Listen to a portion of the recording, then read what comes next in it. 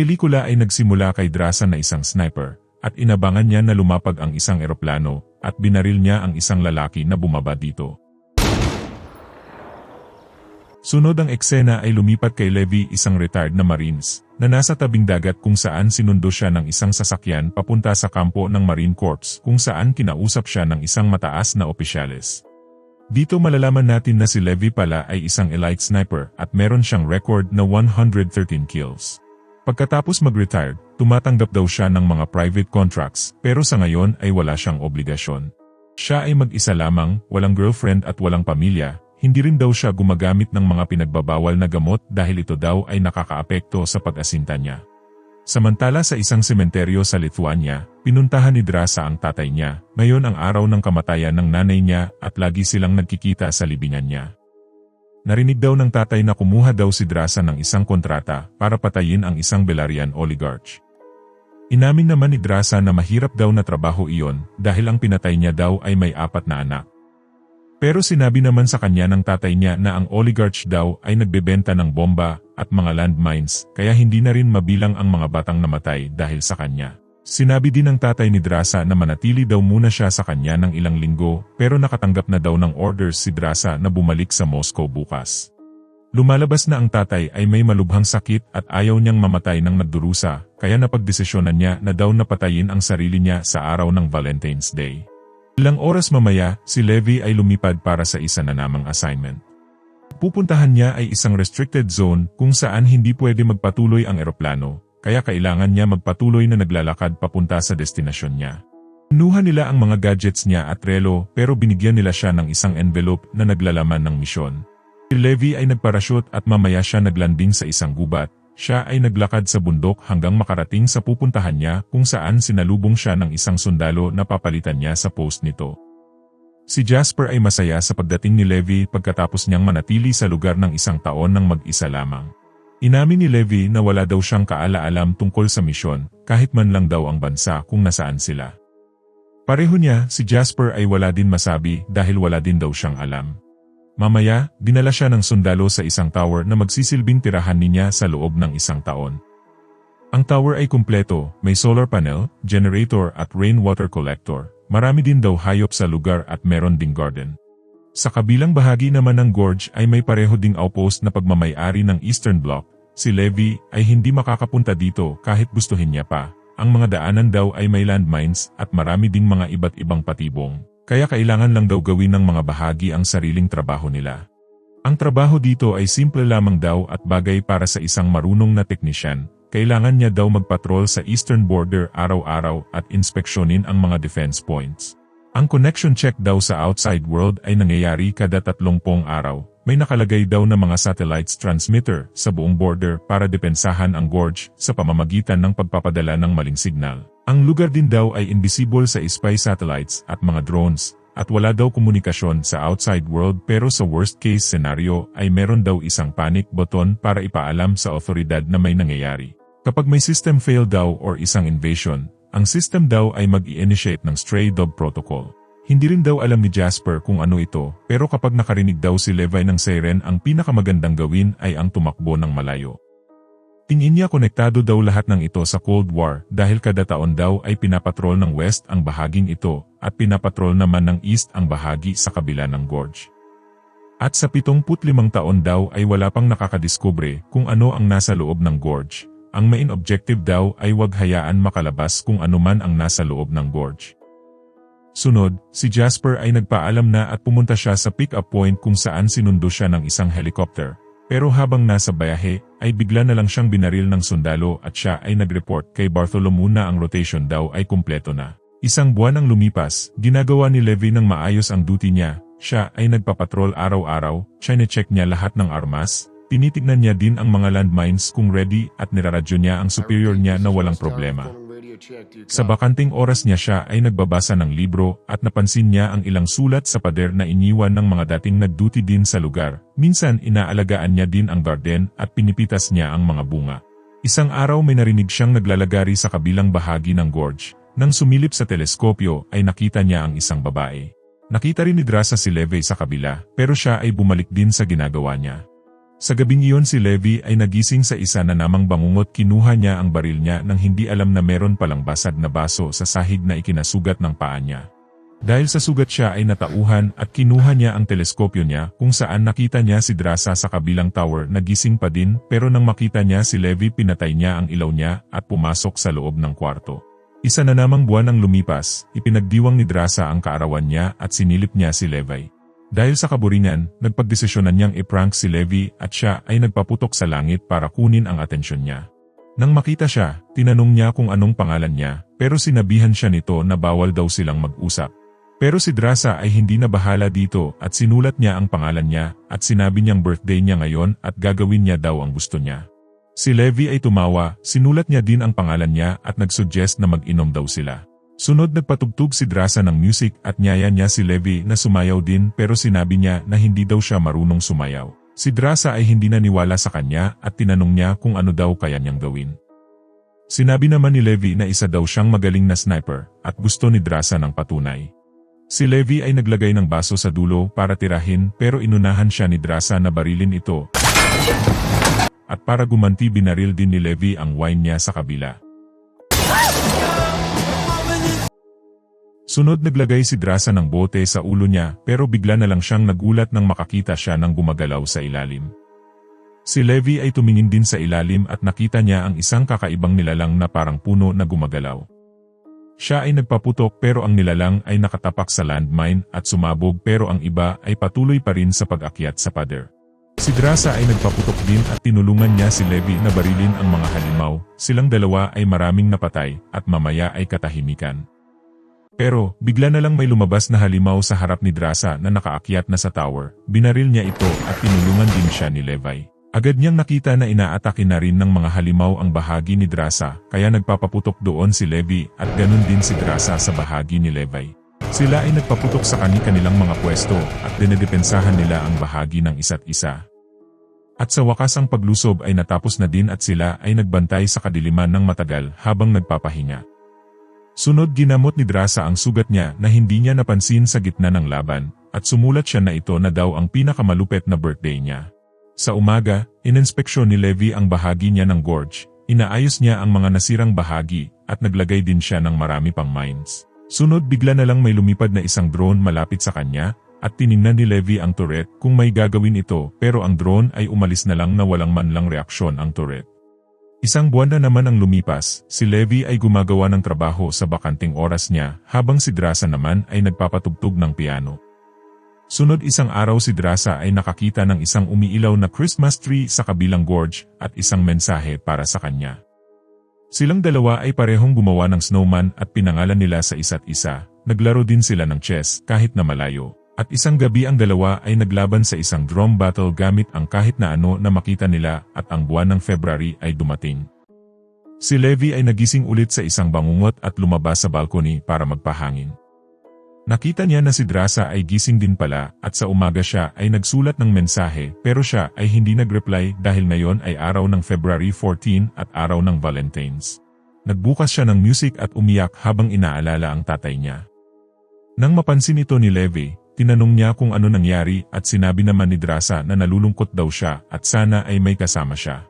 Si Levi ay hindi nakatulog buong gabi sa kakaisip ng sitwasyon. Sunod nabasa niya ang isang sulat sa pader tungkol sa katapangan at umalis siya para gumawa ng isang bagay.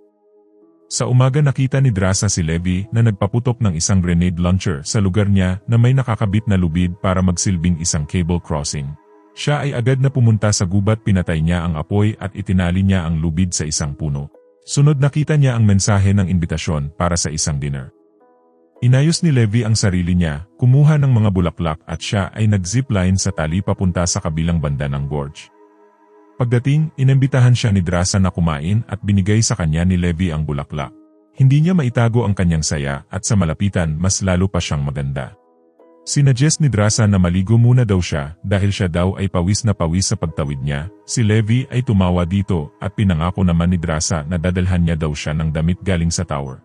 Pero pinrank siya ni Drasa at nilagay niya ang damit malayo sa banyo kaya siya ay napilitan na tumakbo ng nakahubad para makuha ang damit. Mamaya sila ay kumain at pinag-isipan nila kung saang lugar sa mundo daw sila. Sila ay parehong pinatulog sa biyahe kaya silang dalawa ay walang ideya. Isang bagay lang daw ang masasabi ni Levi, siguradong nasa Northern Hemisphere daw sila. Sunod inamin niya na isa daw siyang sniper at agad na nakilala ni Drasa kung sino siya. Ang tira niya daw sa Yemen ay ang pinnacle ng marksmanship. Binalik ni Levi ang usapan nila sa lokasyon nila pero sinabi ni Drasa na sinabihan daw siya ng tatay niya na wag daw alamin ang buong katotohanan. Nagkwento naman si Levi tungkol sa kabataan niya sa Oregon kung saan siya tinuruan ng tatay niya paano bumaril. Sa gabing iyon, nagbuka si Drasa ng music at pinilit niya si Levi na sumayaw at silang dalawa ay naging malapit. Sila ay nag-usap pa ng matagal at gusto nilang makilala pa ang isa't isa. Inamin ni Levi na nagsulat daw siya ng isa tula para kay Drasa pero tumanggi siya bigkasin ito. Sa umaga si Levi ay nagpaalam na kay Drasa at inamin niyang nag-enjoy daw siya na makasama siya. Siya ay umalis na pero nang malapit na siya sa tower niya, isang mine ang sumabog at ang tali ay naputol at siya ay nahulog sa gorge. Agad na kinuha ni Drasa ang armas niya at parachute niya at agad siyang tumalon para sundan siya. Pero sa likod ng makakapal na hamog ay isang malakas na ilog, siya ay nahulog dito at lumubog, pero naligtas niya ang sarili niya sa pagkakatali sa parachute at nakakapit siya sa isang puno pero nawala niya ang mga gamit niya. Samantala si Levi ay nakalambitin ng walang malay sa isang malaking puno na walang alam na ang mga sanga nito ay buhay na parang mga insekto na kakagatin na siya. Pero sa kabutihang palad siya ay nagising at binaril niya ang mga halimaw. Narinig ni Drasa ang putok at agad siyang nagtungo sa pinanggalingan nito habang si Levi naman ay nahulog sa puno at narealize niya ang mga ugat ng puno ay buhay at gusto siyang hilahin pababa. Kakainin na sana siya nito ng buo pero biglang dumating si Drasa at binaril niya ang mga ugat. Pinasalamatan siya ni Levi at sinabi naman ni Drasa na sigurado daw siya na gagawin niya din daw ito sa kanya. Sila ay naglakad sa mahamog na gubat at pinag-uusapan nila kung paano makakaalis nang bigla na lang silang sinugod ng isang parang kabayo na gawa sa mga ugat na nilalang. Ang nakasakay dito ay isang parang halamang tao na kung saan iniiwasan nito ang mga bala at inatake niya si Drasa habang nilalabanan naman ni Levi ang kabayo. Natalo naman ng dalawa ang mga nilalang at naisip ni Levi na ang mga kinakain daw ng mga halaman na ito ay mga tao. Sunod na realize ni Drasa na nawala niya daw ang lubid nila sa ilog at ngayon ay hindi na nila alam kung paano sila makakaakyat ulit. Sinuggest niya na sundan daw nila ang ilog baka daw may daanan kung saan man. Napansin ni Levi ang uniform ng nakalaban nilang halimaw, isang itong post-war uniform sa taong 1940s. Sila ay umalis na habang namamangha sa mga kakaiba at nakakatakot na mga puno at mga halaman na nagmimistulang nagmumukang mga tao. Mamaya dumating sila sa mga sirang mga struktura na nadamage dahil sa seismic activity. Pumasok sila sa isang building na parang simbahan at nagtago. Sa loob nakita nila ang mga labi ng mga tao. Naamoy ni Levi ang masangsang na amoy at pinaghinalaan niya na sila daw ay namatay sa cyanide poisoning. Pero paano daw ito nangyari? Sinabihan naman siya ni Drasa na umalis na daw sila kaagad sa lugar. Pero bigla na lang may tumalon na isang malaking gagamba sa taas nila. Binaril nila ang mga ito at tumakbo sa pintuan pero sinalubong din sila ng mga taong puno.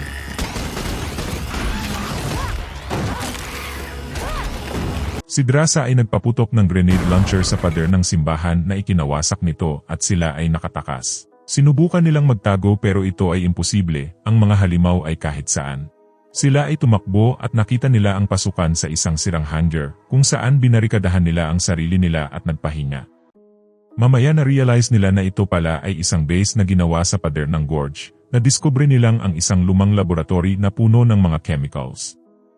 Nang busisihin nila ang lugar nakita ni Levi ang isang film at generator na gumagana pa. Binuksan nila ito na nood sila ng film kung saan sinabi ng isang trabahador sa lab na isang secret coalition ng Eastern at Western nation.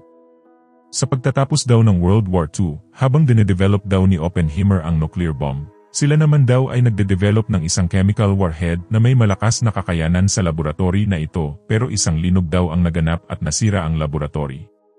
Na nagresulta sa biochemical contamination na naghalo sa DNA ng mga tao sa mga halaman, hayop at kahit na mga insekto nagresulta sa mga halimaw.